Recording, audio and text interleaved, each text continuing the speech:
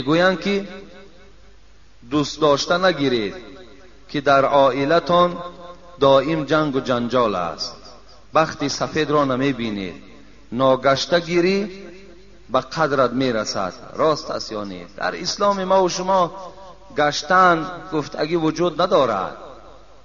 مثال تو گشتگی بگیری عائلت مثال سیاه می شود، ناگشته گیری عائلت خوب می شود. از روی گویم جمله بسیار جمله خوب. در اصل اگر ناگشته گیری مقصد از حرام های پروردگار که دور هستی، انشاءالله شاید زندگی خوب باشد. لیکن وقتی تو میگردی مقصد در بین شما نکاح نیست، شما یک جای می نشینین، یک جای سلام میکنین، یک جای دست در گردن یکدیگر می اندازین و دیگر معامله ها را وقتی که شما انجام میدهین، البته این زندگی شما زندگی تلخ می شود. زیرا اگر شما از ریختن موی سر یا اینکه از بریشی، از لاغری، بی‌اشتیایی بودن، از وزن نالازمه، پروستاتیت، درد دل، درد گرده، درد معده و یا اینکه خونو گرفتگی روده ها اذیت میکشید، پس با این رقم های در روی اکران بوده زنگ زنید. کمی از بیماری خود معلومات دهید، داروی های گیاهی لازمه را توصیه میدهد. خب دوستان عزیز مهربان، اینا شرکت یکای نور محمد میبینیم با ماشین های زمانوی. اینا مردم شتگیان اجداد دوران در نزدیکی اینجا چایخانه بهترین قرار داره که شما را از مهمان نوازی باور که شما را سیر و پرنور میگردونه. کسانی که در شرکت یکای نور محمد میخواستن رفتن در نمره اکران دیده حتما مراجعت کنید. اینا برادرها همه دوالنن انشالله. چی کار کنن؟ تاجیکستان تاجیکستان بنده‌های ما را هم خدای مهربان اهل هدایت بگردانید و خدای از جمعه تا جمعه آن سهو و لغزش هایی که از ما سر زد به احترام این روز جمعه خدایا همه یکیش را مغفرت بگردان. خدایا این دولت تاجیکان را آباد بگردان. خدایا معرفت اقتصاد این دولت ما را خدای مهربان بلند بگردان. خدایا صلح و آسایشتگی و یکدیگر فهمی را در این تاجیکستان ما برقرار و بردوام نگه بدار. و خدایا رئیس جمهور ما هم که برای بهبودی این ملت تاجیک، برای این مملکت تاجیکان سعی و کوشش ها دارد، خدایا ایشان از همه آفت ها در حفظ و امانت نگه داری. آمین و رب العالمین. قال رسول الله صلی الله علیه و سلم: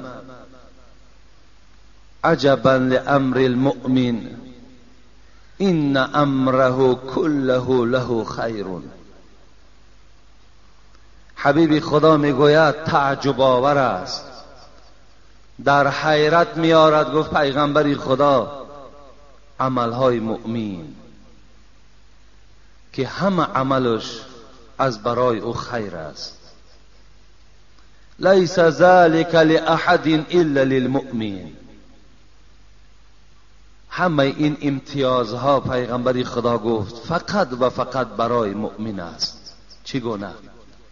این اصابته سراء شکر فکان خیرا له و این اصابته ضراء صبر فکان خیرا له. رواه مسلم.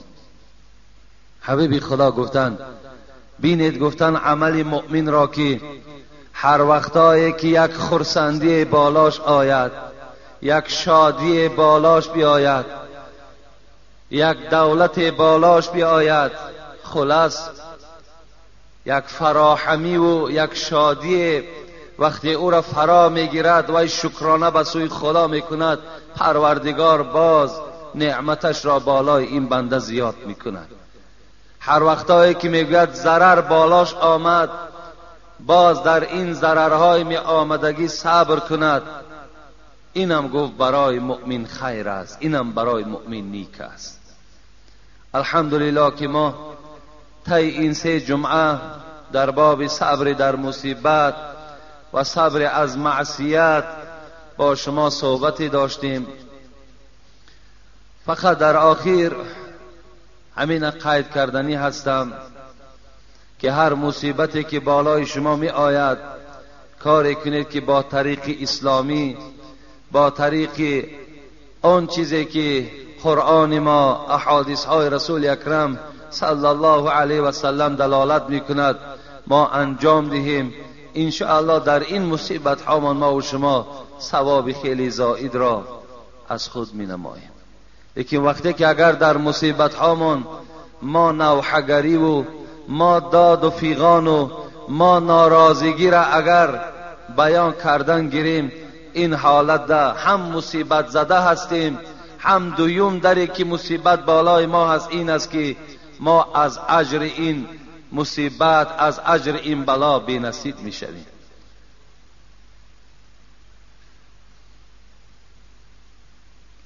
النائحة اذا لم تتب تقام يوم القيامة عليها سربال من قطران. حبیب خدا میگوید هر یک شخصی که نوحه میکشد در روز مصیبت، داد میگوید، فیغان میگوید، مقصد آب چشم کردن، غمگین به دل شدن، اینها در اسلام ضلال ندارد. لیکن وقتی آدم با زبانش هر یک کلمه های بیجا و نادرسته تکرار میکند، حبیب خدا گفتن روز قیامت اگر توبه نکرده این گونه شخص از دنیا گذرد، تقام یوم القیامت علیها سربال من قطران. حبیب خدا گو یک لباسش میپوشانند در روز قیامت، یک لباسی هست که لباس از سرب است یا از چیزی سیاهی که تیز میسوختگی هست. حبیب خدا گفت این لباس در بدن این نوحگر میپوشانند و این لباس آتش میزنند در بدن همون انسانی که در دنیا با زبانش در حالتهای مصیبت و بلا کلمه های بیجا و ناجا گفته بود. از این خاطر ما و شما باید کار کنیم از جمله اینها نباشیم، کار کنیم که در هر یک مصیبتی که به سر ما می آید ما بدن صابر داشته باشیم، ما دلی بیدار داشته باشیم، ما شکر کننده به سوی پروردگار ما باشیم. ان شاء الله ما و شما از اجرهای این مصیبت ها البته با نصیب می شویم. و صبر از معصیت این چی معنا دارد؟ حبیب خدا میگوید رجل دعته امرأة ذات حسن و جمال فقال اینی اخاف الله. صبر از معصیت چیست؟ شما الحال قادر هستین که نماز نخوانین، دارین قدرتی که نماز نخوانین، دارین قدرتی که به نماز جمعه نآیین، دارین قدرتی که در مسجد نمازتان نخوانین، دارین قدرتی که این روزها شما دختر بازی کنین، دارین شما قدرتی که امروز عرق نوشی کنین. همه این گناه ها را امروز شما قوت دارین که انجام دهین. لیکن در برابر این قدر معصیت شما صبر دارین، صبر میکنین و به سوی این گناه نزدیک نمیشوید. اینا میگن صبر از معصیت. حبیب خدا گفتند رجل دعته امرأة ذات حسن و جمال فقال اینی اخاف الله. 7 طایفه در روز قیامت در زیر عرش پروردگارند. یک کسی همون کی هست؟ مردی هست که یک زنی صاحب جمال، یک زنی صاحب منصب فریاد میزند او را که بیا همراه من باش، بیا کام دل مرا برار. این مرد چی میگوید؟ اینی اخاف الله. در برابر این زن جواب این مرد چیست؟ من از پروردگارم میترسم. مقصد من همراه تو هیچگاه یک جایه نمیشوم. اگرچه تو منصب داری، اگرچه تو دولت داری، اگرچه تو بی نهایت حسن خوب داری، لیکن من از پروردگارم میترسم.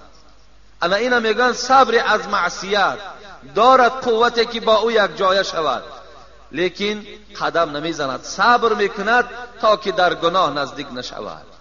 شما هم باید که در هر یک گناهی که قدرت دارین انجامش دهین. وقتی صبر برای خودتان پیشه میکنین انشاءالله پروردگار همراه شماست و برای شما مکافات خیلی کلانی را نصیبتان میکند. امروز که خیلی سوالهای زیاد چی در نزد من و چی در خانه وجود دارد، میخواهم برای شما جواب این سوالها را پس گردانم. در برابر آمدن یک برادر از من یک سوال کردن که آیا آدم میتواند که گوید که پروردگارا مرا هلاک کن؟ الحال یک برادرمان از دوشنبه بوده است، از ما سوال کردن که راستی بار از همین حیات بیزار شدم. همین حیات برای من دیگر هیچ لذتی ندارد. وقتی میبینم اینقدر فحش فاحشگی، اینقدر رسوایی، باور کن گفت همین دنیا برای من تنگ است، نمیخواهم که در همین حیات باشم. شاید که از حساب اینها من هم در یگان گناه مبتلا شوم. گفته با این مقصد میخواهد که دعا کند که خداوند جان او را قبض کند.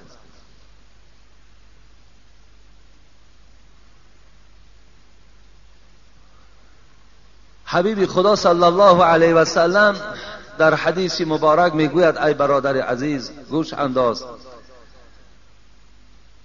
لا یتمنین احدکم الموت لضر.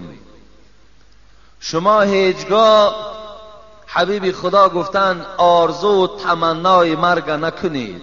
لضرین، اگر چنده که ضررهای خیلی زیاد بالای تو آمد، شاید که تو دولت خیلی با قوت داشتی امروز تو گدا شدی، این ضرر است. شاید تو صاحب فرزندای زیاد بودی، صاحب زنی خوب بودی، اونا از دست تو برآمد رفت، اینم ضرر است. شاید که پدر و مادر تو از حیات گذشت، شاید بهترین فرزند تو خداوند جانش قبض کرد، همه اینا ضرر هستند. حبیب خدا میگوید، یا اینکه این برادری که امروز میگوید در این خیل جامعه برای من حیات بردن خیلی مشکل است، اینم گویم یک ضرر برای اون برادر است. حبیب خدا میگوید لا یتمنین احدکم الموت لضر. شما حقوق ندارین ای بندگان خدا که مرگ آرزو کنید، حقوق ندارین. برای شما پروردگار چون این شرایط نداده است که تو گویی ای پروردگار جان مرا قبض کن، من از این حیات بیزار شدم، خدایا جان ما بگیر، این تو حق نداری. زیرا که حیات این خودش به نهایت نعمت کلان است. این حیات بسیار نعمت قیمت است. گفتی حضرت صوفی علیار خدا رحمت و مغفرت چون کند، نفسهای تو هر یک در نایافت. هر یک نفسی که الحال تو میکشی، هر نفسی که داخل میدراری، اینا به منزله در هستن. میگه در میدانی همون بریلیانتی که میگوین که یک شاید یک نگینش یک دولت اگر بسنده باشد، یا گویم که از او در قیمتی پستر هم که داشته باشد، هر یک نفسی تو میگوید از بریلیان دیده قیمتتر است. هر یک نفس. امروز ما با قدر نفس نمیرسیم، آزاد برآورده و درآورده استیم، در کدام راه صرف می شود پروا نداریم. حضرت میگوید با دقت باشین، همین نفس‌هایی که تو برآورده ایستاده بسیار قیمتند. نفس‌های تو هر یک در نایافت، برایت گر به فکر و ذکر وحاب. کدام وقت قیمت است؟ کدام وقت بریلیانت از بریلیانت دیده قیمت تر است نفسی تو؟ زمانی که اگر همه وقت این نفسهای تو وقتی می براید با چی می براید؟ سبحان الله، الحمدلله، الله اکبر.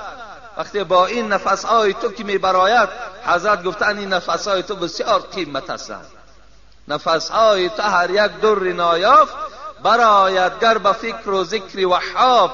چرا قدر دری جولان ندانی، به باد غفلت این درها فشانی. چرا به قدر این درها نمیرسی؟ چرا به قدر این نفس حیات نمیرسی که این تو بیهوده در راه غفلت صرفش میکنی؟ از این خاطر حیات بسیار چیزی قیمت است. ما حق نداریم که دعا کنیم خدایا جان مرا قبض کن. لیکن در دوام حبیب خدا چی گفتند؟ فَإِنْ كَانَ لَابُدَّ فَاعِلًا، اگر بسیار ضرور شد، مثل این برادری که الحال از من سوال کرد، بسیار ضرور شد که تو دعا کنی که پروردگار جان من قبض کن، تو با این طریق دعا کن. چی دعا کن؟ اللهم احیینی، اللهم احیینی ما كانت الحیات خیرا لی و توفنی اذا كانت الوفات خیرا لی. حبیب خدا چی گفتن؟ گفتن دعا کن که پروردگارا اگر همین حیات من برای من خیر نباشد، خدایا مرا زنده نگه ندار. یا پروردگارا مرا زنده نگه بدار هر وقتایی که اگر همین حیات برای من حیاتی خوب باشد، اگر همین حیات برای من حیاتی خوب باشد، عاقبت خوب داشته باشد، حاصل خوب دهد، خدایا مرا در همین دنیا زنده نگه دار. و توفنی، خدایا مرا بمیران، اذا كانت الوفات خیرا لی، هر وقتایی که وفاتم برای من خوب باشد، خدایا مرا بمیران. انا این گونه اگر تو دعا کنی، این دعا را حبیب خدا تعلیم کردن، این درست است. حیات بسیار چیزی قیمت است. همین سبب حیات است که ما و شما آمده جمعه میخوانیم. سلام داملای محترم حاجی میرزا، خواهش میکنم با این سوال من جواب درست در همین جمعه گویید. التماس ضرور است. آیا منکر و نکیر در قبر از مرده پرسش میکنند یا پیش از صلات جنازه را خواندن؟ در آخر در حق من یک دعای خیر کنید. خدا شما را همیشه نگه دارد، توفیق داند، خدای مهربان رفیق بگرداند. البته منکر و نکیر انسان در قبر میپرسند. این پیش از صلات جنازه نیست، بلکه بعد نماز جنازه، بعدی که ما و شما را در قبر جای میکنند، همون حالت از ما و شما چی میپرسند؟ کیست پروردگار تو و کیست پیغمبری تو و چیست دینی تو؟ وقتی اگر این جوابها را ما و شما گردانیم، خوش به حال مان. که صاحب کتاب میگوید در این حالت صدای میشود که خواب کن مثل خواب عروس تا روز قیامت. چگونه ای که عروس خواب میکند، کسی دلاور نمیشود که نه پدر و نه خسر و نه مادر او را از جایگاه خوابش سحر بیدار کنند. این چونین صدای میشود است که خواب کن تا روز قیامت مثل خواب عروس. این صدا را شخصی میشنود که اگر در دنیا عملهای نیک داشته باشد، اگر در دنیا اصلاح شده باشد، انشاءالله این صدا را در قبر میشنود. خوش به حال ما اگر عمل صالح و الا عمل صالح نداشته باشیم، قسم به خدا وای به حال ما که چه حالت وزنین ما و شما را در اون قبر منتظر است. وقتی میگوید اذا كانت صالحه، وقتی یک آدم صالحه را، یک آدم خوب بالای همون تابوت که بار میکردند، پیش از آن که در قبر داخلش کنند، ملائکه های رحمت وقتی که این بنده خوب، بنده خدا ترس که بود، جایگاهش پیش از قبر الله که نشان میدهند، بهترین باغ ها را نشان میدهند که الحال بعد داخل این قبر تو انمین وارد انمین باغ میشوی. وقتی این باغ که میدیده است، بعد از بالای تابوت به سوی همین شخصانی که تابوت میبردارن و به سوی قبر میروند چی میگفته است؟ افسوس که ما و شما گفتی حبیب خدا اگر صدای اونها را شنویم هر آینه بیهوش میشویم، صداشان نمیشنویم. میگفته است قدمونی قدمونی، تابوت بردارها را، این مرده بالای تابوت، حبیب خدا این حدیثی صحیح است، میگفته است قدمونی قدمونی، درو درو درو مرا بالای قبر برین، درو درو مرا داخل قبر برین، زیرا که من باشیشگاه خدا، زیرا که من قدمگاه خدا، من مقام خود معلق دیدم. لیکن وقتی آدمی اگر باشد، اگر غیر گویم آدمی نادرست و بدرفتار باشد، این چی میگفته است؟ یا ویلها این تذهبون بها. داد میگفت است از بالای تابوت که ای وای به حال من، مرا کجا میبرید؟ ای وای به حال من، مرا کجا میبرید؟ این صدا را آدمی میگفت است که در دنیا از امر پروردگارش دور بوده است. از این خاطر برادر عزیز، سوال منکر و نکیر این وقتی که در داخل قبر ما و شما میدرویم، انا همون زمان از ما و شما سوال میشده است. مرده را برند سوی گور، جان مسکین نظر کند از دور.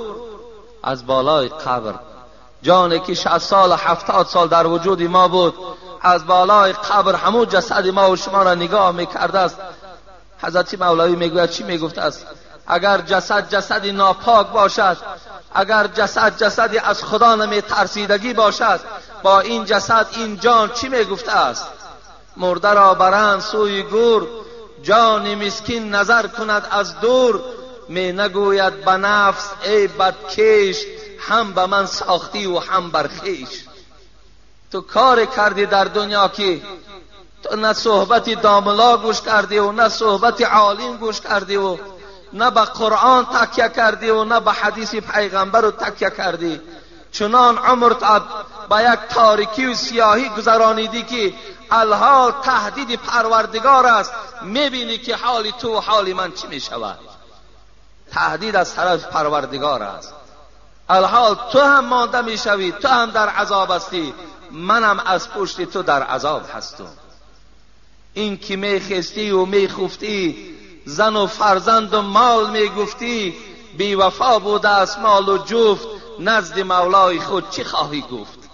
تو جسد بودی که همیشه برای بهبودی اولاد و اجداد خانت مهنت داشتی، لیکن برای آبادی قبر قیامت هیچ کوشش نداشتی. الحال میبینی که با تو چی معامله میشود. السلام علیکم داملای عزیز، آیا در تلفن ها آیت قرآن میگذارند جایز است یا جایز نیست؟ بخشش داملای عزیز. برادرای عزیز، در همون تلفن هایی که ما و شما داریم آیت قرآن نگذاشتن بهتر است، زیرا که آیت قرآن البته به همه ما و شما معلوم است چه قدر کلانی دارد. وقتی ما و شما شاید در یک معرکه های گویم شخصانی می نشینیم که به قدر آیت قرآن نمی رسند، شاید وقتی صدای قرآن از تلفن ما و شما صدا دهد، اونها در برابر این یگان سخن گویند که چی ملال تو شود و چی گویم که خیلی خاطرهای تو پریشان شود، چی یک ملالی گویم در وجود تو پیدا شود. این گونه شخصیت ها هم زیاد هستند که آیت قرآن گوش کردن در طاقت ندارند. از این خاطر بهترین صورتش همین است که ما و شما همون گویم نغمه هایی که در تلفن ها خودشان وجود دارند، اونا به ساخته ما و شما نیستن آخر. از این خاطر اونا به خواهش ما هم نشده است. برای همین همون گویم نغمه ایش که عادی هست و گویم که خاطر آدم مشوش نمی کند، پریشان نمی کند، همون عادی ترش در گذارینش همون باقی ندارد، گناهی نیست. لیکن این نغمه هایی که امروز باور کن بعضی جوانا را میبینی در تلفن ها حتی صدای دشنام ماندگی هست. دشنام چه با طریق زبان های روسی و چه با طریق زبان های انگلیسی دشنام ها ماندگی هستند، همون گوش می اندازند. برای همین بهترین صورت همین است که شما در تلفن هاتون آیت های قرآن نگذارید. می توانید که همون نغمه های عادی خودی همون تلفن گذارین، ان شاء الله اینش بهتر است برای ما و شما.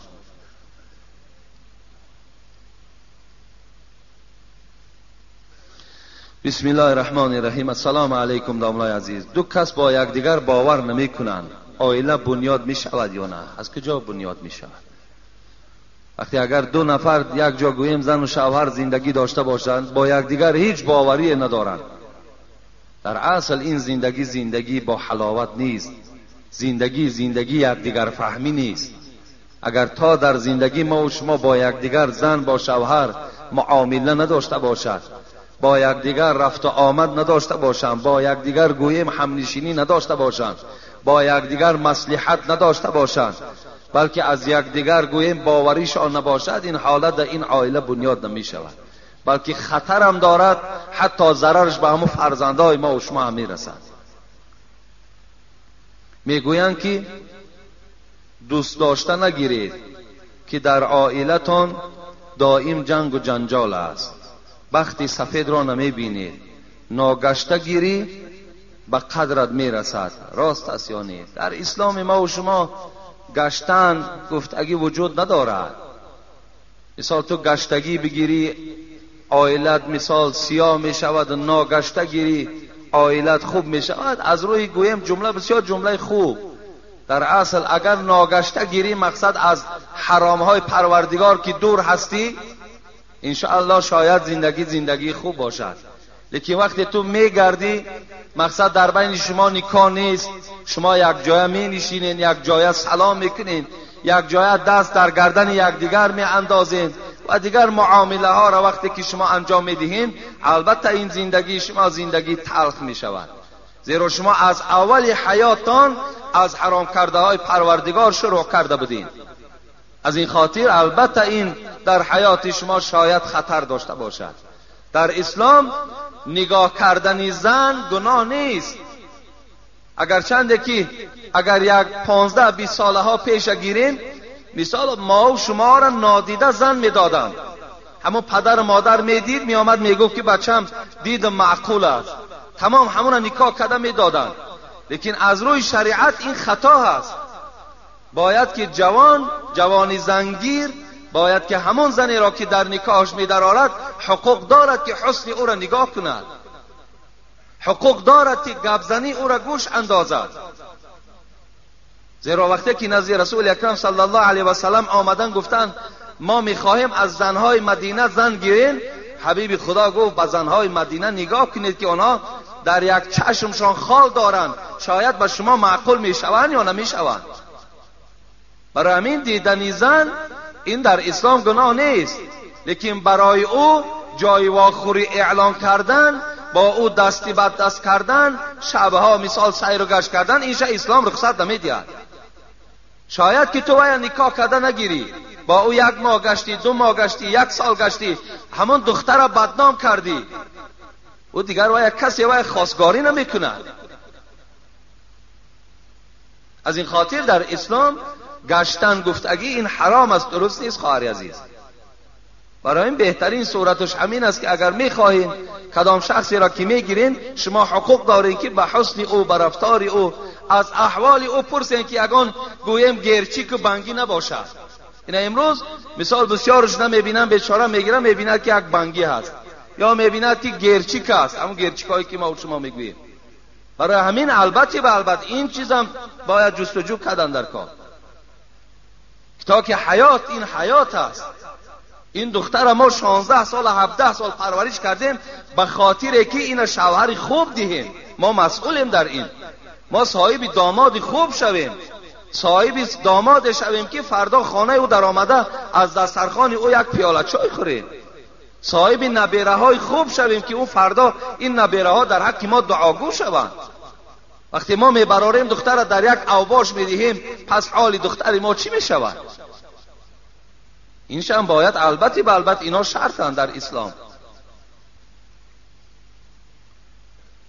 برای همین گویم برای عاشقی همین لیلی و مجنون برای همه عاشقا درس است.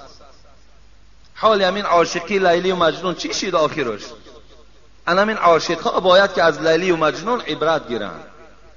عاشقی هیچ وقت آینده خوب ندارد. بسیار عاشقا را دیدیم، باور کنین چندین تاش آمده الکی گویم که طلاق کردن و از یکدیگر جدا شدن. چندین شخصانی که یکدیگر را در حیات دوست می داشتن عاشقی کردن، شاید 1 سال و شاید از اونم بیشتر. السلام علیکم داملای شیرین سخن. مادر من میگوید که سحر بر وقت خیستی اول دروازه را بکشا، فیض و برکت در خانه امان عطا می شود. بسیار سخن خوب گفتند. سحر بر وقت خیستن این عادت هر یک مرد مسلمان و زن مسلمان است. سحر که همین صبح که دمید، وظیفه هر یک مرد مسلمان و زن مسلمان این است که از جایگاه خواب بسم الله الرحمن الرحیم گفته خیزند و به سوی حمام روان شوند از پی طهارت و از پی عبادت سحر. این البته عادت گوییم یا این گوییم وظیفه هر یک مرد و زن مسلمان است. سحر خیزید، دروازتان کشایید، البته فیض و برکات در خاندان شما نازل می شود. لیکن دروازه را کشایی و خواب کنی نماز نخوانی، اینجا بلا و آفت می آید، فیض و برکت نمی آید. دروازت کشاده هم که باشد از خدا نترسی، دروازت کشاده هم باشد تو به حرام های پروردگار اگر اطاعت پروردگارش باشد. ولی سحرها میگذره، مثال گوییم بر وقت که میخیزیم نظر میکنی مثال اکثر مردم خوابند. بعضی خانه های را میبینی که خدا را شکر که خدا ترس که هستند، میبینی الکی پس های همون بانگ هاشون آب شپیدگی و رفتگی هستند. خوش به حالشان باور که همین وظیفه را هر کدامت باور کن در خانه اولین درجه بگذار که سحر از پاکیزه کردن پس دروازه اگر در سکسیه ها زندگی کنین، رفتن همون پدیزداتان این حتمی و ضرور است. اگر در خانه های محلی باشین پس های بانگ آب شپیده رفتن، به خدا قسم این آدم خیلی آدم ایماندار است، زیرا که تازگی این خودش از اسلام است. حبیب خدا میگوید که النظافت تدعو الى الایمان والایمان مع صاحبه فی الجنه. ببین، النظافت تدعو الى الایمان، نظافت، پاکیزگی این چی است؟ آدم ایماندار میخواند، با ایماندار آشنا هست تازگی و آدم ایماندار باشد همراه ایمان همراه صاحبش در جنت است. برای همین بسیاری بسیار در تازگی اهمیت دین، خصوصا حتی در لباس هاتونم، در لباس پوشی هم. من جمعه پیشین یک حدیث را خواندم، شاید که اکثریت شما نشنیده باشین. رسول اکرم صلی الله علیه و سلم گفتن لا يدخل الجنه من كان في قلبه مثقال ذره من کبر. کسی اگر در وجودش به منزله یک دانه ارزن اگر کبر داشته باشد، پروردگار او را جنت نمی درآورد. جنت بر آدم تکبر حرام است. آدمی که فخر میکند، آدمی که گردن بلندی دارد، ولی بسیارتر همین فخر و گردن بلندی از همون آدم هایی که گوییم امروز صاحب دولت هستند، صاحب شرایط های خوب هستند، بسیارتر تکبری از اونها هست. آدمی کم بغل معلوم است که بیچاره ایش تکبری هم کردن نمیتواند. با چی تکبری میکند؟